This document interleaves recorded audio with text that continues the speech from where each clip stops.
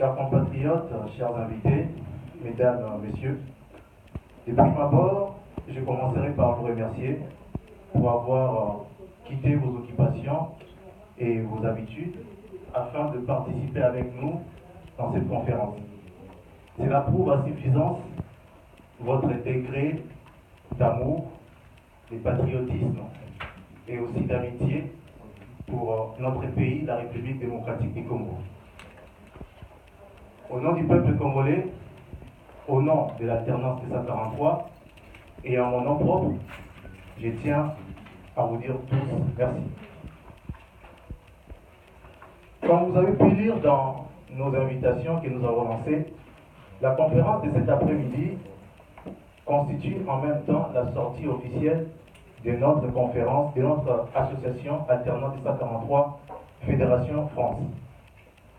Vous vous posez peut-être la question de savoir qui sommes-nous et quelles sont nos activités. Alternance des 143, c'est juste une association qui regroupe les jeunes Congolais de la diaspora, mais des jeunes qui ont soif de contribuer au développement de leur pays et aussi d'agir efficacement pour l'avènement de la vraie démocratie et pour le respect des droits de l'homme. Notre lutte est pacifique et nos moyens d'action les sont également. Voilà pourquoi nous organisons des conférences, des colloques pour mobiliser et sensibiliser les Congolais de la diaspora ainsi que les amis du Congo sur les enjeux qui touchent notre pays. Du côté organisation, par souci d'efficacité, notre association a voulu être partout où se trouvent les Congolais dans la diaspora. Aujourd'hui, nous avons des fédérations, par exemple, en Belgique, aux États-Unis, dont nous saluons aussi nos représentants, notamment pour la Belgique, M. Janou Kabouya, pour les États-Unis, Maître Dimitri Kabengele, et pour l'Afrique du Sud, Maître Didier Mbaye.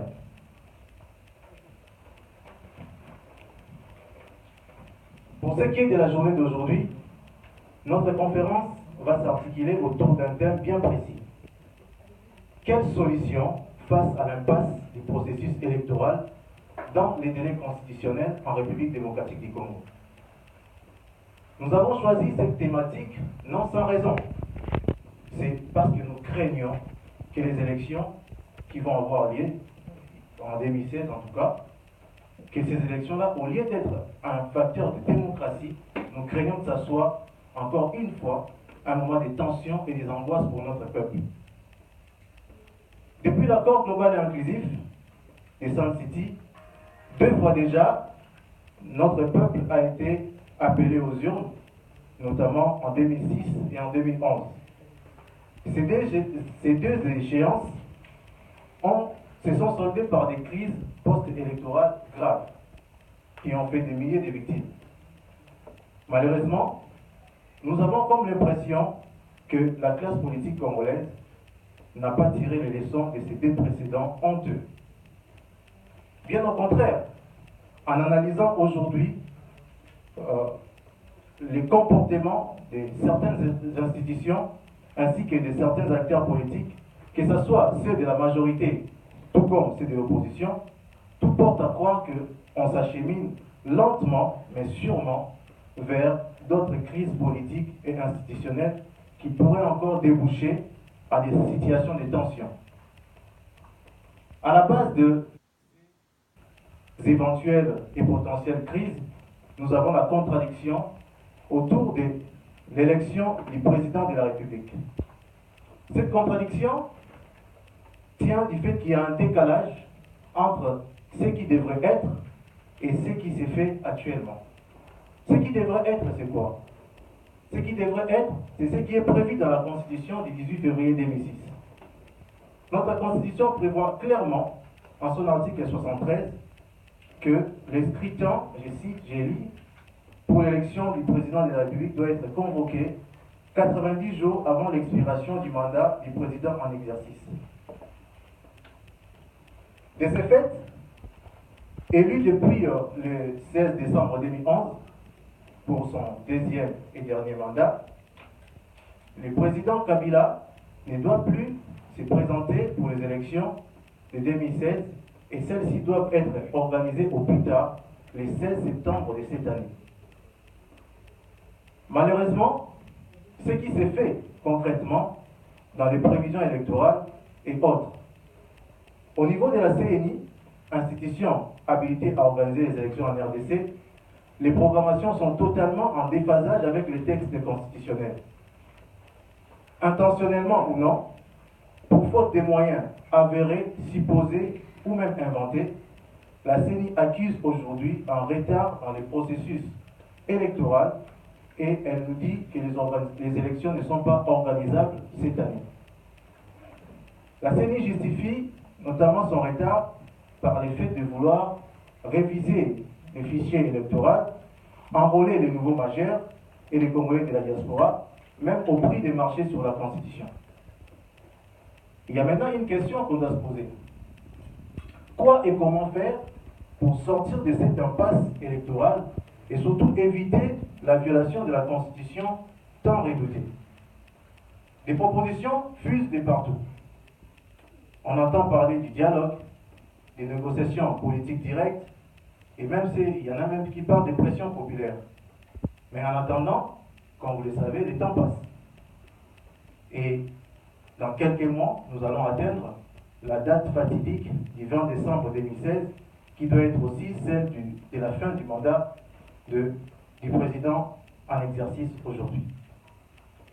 Que se passerait-il à défaut d'organiser les élections? Que deviendrait juridiquement et politiquement le président de la République actuel après le 20 décembre 2016? Doit-il être remplacé par le président du Sénat comme le prévoit l'article 75 de la Constitution en cas de vacance des pouvoirs? Serions-nous devant un cas de vacance des pouvoirs pour empêchement définitif? Le président du Sénat, lui-même déjà en dépassement des mandats, serait-il légitime pour remplacer le président de la République empêché?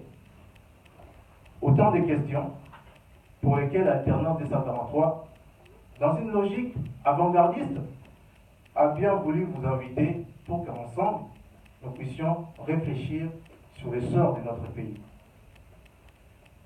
Nous voulons que cette conférence soit vraiment une tribune qui va porter la voix de la diaspora et surtout la voix de la jeunesse, parce que notre association est constituée essentiellement des jeunes, par rapport à ces enjeux électoraux qui touchent notre pays. Nous reconnaissons que toutes les questions que nous avons posées ici ne sont pas que technico-juridiques. Elles sont aussi et surtout politiques. Voilà pourquoi, au-delà des techniciens ou de juristes comme Maître Tamba et Maître Maui, nous avons aussi invité des hommes politiques. Nous saluons ici, comme mon frère l'a dit, la présence de nos amis les amis de Moïse Katumbi. Il y a aussi des représentants de l'IDPS, des CID qui sont là, qui vont tout à l'heure alimenter les débats par leur contribution. Je vous remercie de m'avoir écouté et j'en appelle à votre esprit de tolérance et de débat. Nous ne serons peut-être pas d'accord les uns avec les autres, en tout cas par rapport aux solutions qui vont être données, mais nous pouvons débattre dans le respect, avec élégance et surtout avec loyauté. C'est aussi la démocratie que nous voulons instaurer dans notre pays, la tolérance. Je déclare donc ouverte cette conférence et je vous remercie.